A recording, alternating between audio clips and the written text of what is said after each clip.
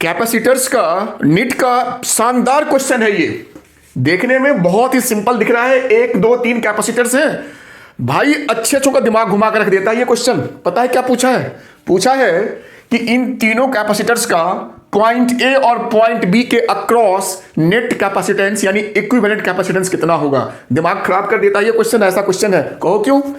समझ में नहीं आ रहा किसको क्या करें, बट समझो इसको करना कैसे है।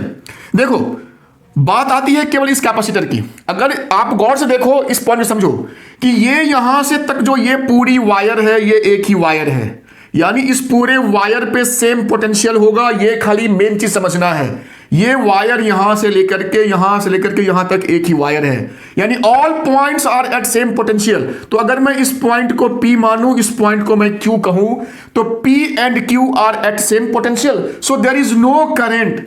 डिफरेंस ही नहीं है पोटेंशियल का, तो करंट नहीं होगा।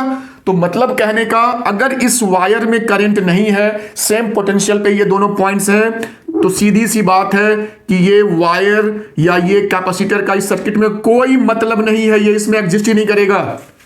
करंट होना चाहिए किसी भी ब्रांच में, तब उस ब्रांच को हम काउंट करते हैं। तो ये ब्रांच गया काम से, अब तो कुछ बचा ही नहीं। अब ये कैपेसिटर और ये कैपेसिटर क्या है, आपस में पैरेलल में साफ दिख रहे हैं। तो पैरेलल में जो नेट कैपेसिटेंस होता है, जिसको मैं यहां पे C डैश लिखता हूं, तो क्या होता है C1 plus C2, C1 plus C2। तो भाई C1 भी C है, C2 भी C है, तो दोनों मिलकर क्या हो गया 2C। यही आपका आंसर है।